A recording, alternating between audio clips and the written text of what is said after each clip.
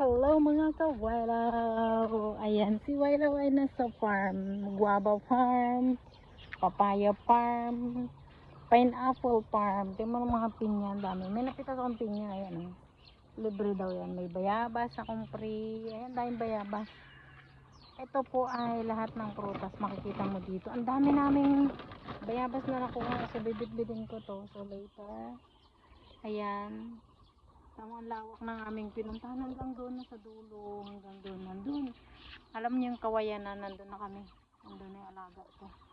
So bumalik lang ako para kuhanin itong aming basket roller. Yan alaga ko. Ha? Ang lawak. Tapos doon ako galing sa may green na bahay. Kinuha ko yung basket. Tingnan mo naman, napakalawak. Ito highway na yan. Ito yung sa taas ng ano na yan. Kawayan, daanan ng bullet train. Diba? Dahil bayabas. Dahil manok ko sa farm. Daming manok. Pag nandito ka sa bundok ko, dami talagang makikita. Ano to kinakain yan? Yan yun. Ganyan siya pag nahinog. Orange. Maliit. Dembong. Ayan, dahil bong kawayan na. Tumutunog. Gano'ng kalawak. May patola.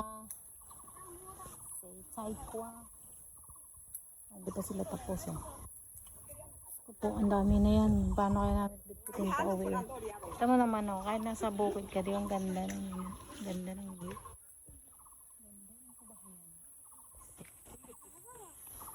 Palay. Daing kapaya. Daing papayas.